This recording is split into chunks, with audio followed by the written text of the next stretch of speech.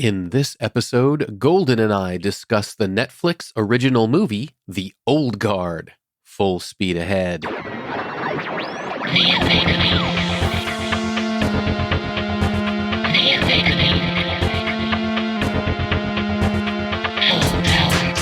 Welcome to the Omega Beam number 86. I'm your host, Oren Merton. So Netflix just took a Greg Rucka indie comic called The Old Guard and made it into an original movie. Now, the story, it's of modern mercenaries on the run in our modern world, but it's got serious comic and fantasy cred, so we decided to cover it. It's brand new, so we keep it pretty spoiler-free. So if you've seen it or not, let's go. I am here with Golden to talk about a brand new Netflix movie called The Old Guard. It's being called a superhero film, and it's based on a Greg Rucka comic, but I'm not sure it really fits the superhero mold. I don't know that it's necessarily superhero. Yeah. I know at one point in the film, I felt like, someone else had said that it kind of has the feel of Highlander. Yeah. It's not quite the Highlander, and then a comment is made during the film, not like this. And I thought, wow, I've heard that line. Oh, Matrix. Oh, okay, so maybe it's like a combination of Highlander meets Matrix. Just right. I don't know. There's a little bit of superhero origin story to it, but not really. I mean, I would almost say that if it wasn't for the fact that the protagonist is a supernatural woman with an axe, it could just be a military thriller. Yes. Given that as it may, what did you think? Oh, I thought it was great. I really, really enjoyed it. I enjoyed the characters. Mm-hmm. I enjoyed the storyline. Yeah. I thought that the action was very good. Mm-hmm. I would agree. I think the direction was excellent. I thought the acting was excellent. Obviously, Charlize Theron, the lead, we're pretty familiar with, but we weren't familiar with any of the others. Well, except for I'm gonna botch his name. The guy that plays Copley. Right. Yeah. Chitwell Ejiofor, who I apologize if I botched that name, but he is, of course, he's not a star. He's one of the supporting cast, but boy, every time he shows up, he just makes everything better whenever he's there. I don't mean as a character. I mean, I don't mean his character just makes the room brighten. I mean, as an actor. He enriches the cast. Absolutely, absolutely. And the story itself is interesting. This group of immortals who sort of find themselves as warriors, and they find, they're used to kind of working in the darkness, sort of moving history, and now they suddenly find themselves on the run. And the characters themselves, two of the characters, Joe and Nikki, mm-hmm. are these guys that have enjoyed each other's company for hundreds and hundreds of years. Right. And the attachment and affection that they have for one another is just wonderful to see play out. It's like everything is just awful and horrendous and the sky is falling and oh, hey, your eyes look beautiful right now. Exactly. It's they absolutely can joke with each other. Yeah. And it just makes everything better. And as long as the other one is there. Right. Then everything is fine. Yeah. Should also mention that we have not read the comic that it's based on, but we did see an interview with Greg Rucka, who is one of my favorite comic writers and has done some amazing runs. He created the modern Batwoman, and he had wonderful runs. He was being interviewed by Kevin Smith and Mark Bernard. Mark Bernard on Batman Beyond, right? Yeah. And he was talking about the changes that he made between the movie and the comic and how he feels that the movie's actually better. Yeah, I mean, he said that there were times that Charlize Theron came up to him and said, hey, look, I just don't see my character doing this. Maybe this instead. And so they would talk it out. Mm-hmm. She said one of the other scenes was too atomic blonde. Right. So they changed the scene so that so people would not get pulled out of the movie and be able to just remain in this one. Yeah, yeah. And it's really tight as action films go. Everything it moves very fast, but at the same time, there's enough moments for the story to come out, and there's room for the characters to breathe. In fact, one of the things that Mark Bernardin said he liked about it, and I immediately found it engaging as well.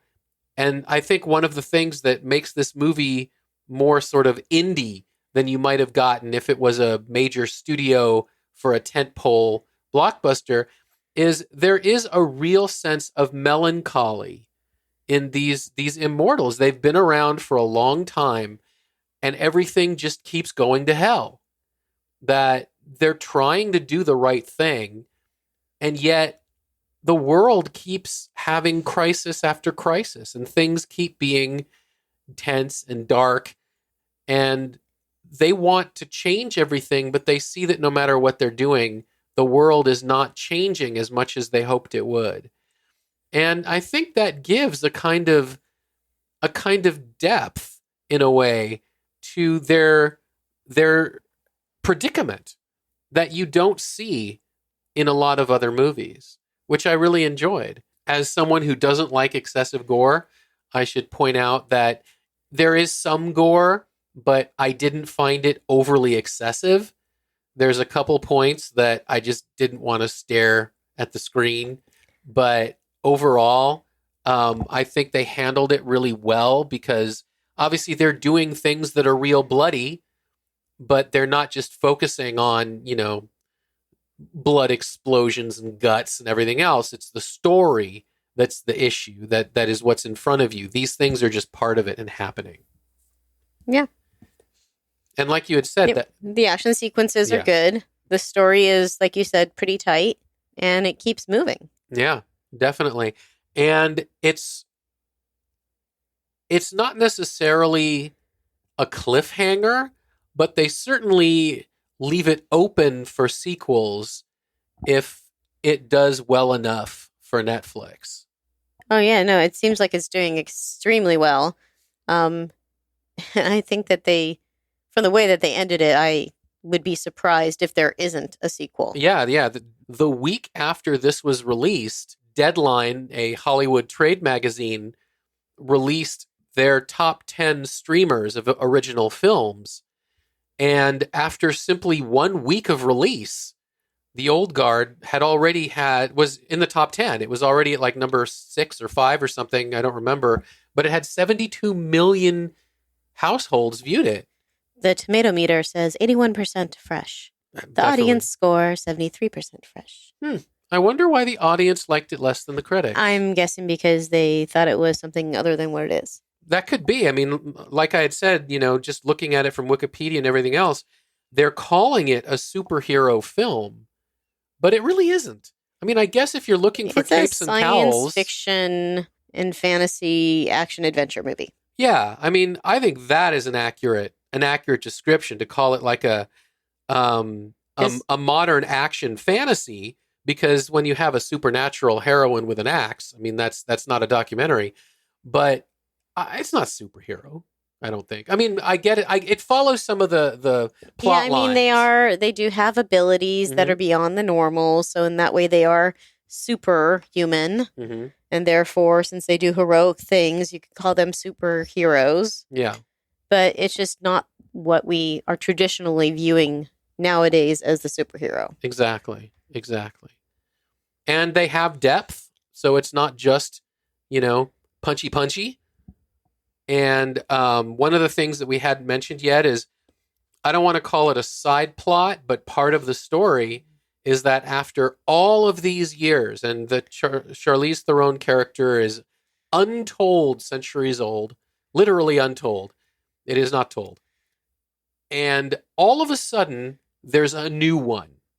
And the new one is this young American Marine named Niall. And so part of the story is, why is she there? Does she want to be part of this team? So bringing her in was a wonderful way to both introduce what the team is doing, and at the same time to show you, how it is when someone just comes into this bizarre world that they're in. So I thought it was a wonderful in for the story. You know, she kind of becomes us in a way. She becomes the implied viewer, as we don't know what's happening. She doesn't know what's happening, and we learn it together. And I thought that was a very, very smart way to do it. And certainly not the only... This isn't the first movie to do that. I mean, the original Hellboy did that, and the original X-Men did that. I mean, they have one character you follow, like the newbie into the group. But I think it's a great way of doing it, and it was done really well, written really well. Yeah, and I'm going to insert a joke here. Go for it. Because I looked up where I know a character, where one of the actors from. Mm-hmm. And since we have done, or we have recorded at this point, something on Harry Potter, but you're not sure if you're posting this or that first. You know, gosh, you got to treat your cousins right. Because he was just so bad to Dudley so often. And Dudley grows up to become this villain in the Old Guard. Well, fair enough. I did not catch that connection, but well, he looks a lot different. Yeah, I was going to say, now that you pointed out, I can look back in my mind's eye and see what you're talking about. It's actually literally the eyes. Yeah. Yeah. Because you can't look at his physique, and his physique does not match the Dudley Dursley physique from Harry Potter. That's for sure. He's definitely grown and turned into a different looking adult. But yeah, it's still a little sniveling. I mean, just that's true. That's true. And self-absorbed. No, just kidding. So if you have Netflix, then if you like this stuff, you should watch this. Yeah, have fun for 2 hours. Yeah, I mean, take a nice ride with the Old Guard. Exactly. That should be their motto. Take a nice ride with the Old Guard. But yeah, it's just a good film. Thank you, Golden. You're welcome. And that's it for this episode. You can find the show notes at theomegabeam.com/86. If you like this episode, please leave a review in the Apple Podcasts app or wherever you listen to podcasts. These reviews are how people who might be interested in this stuff find our podcast. If you have any comments or suggestions, please drop us a line at info@theomegabeam.com. Be good to yourselves and each other, and we'll catch you next time.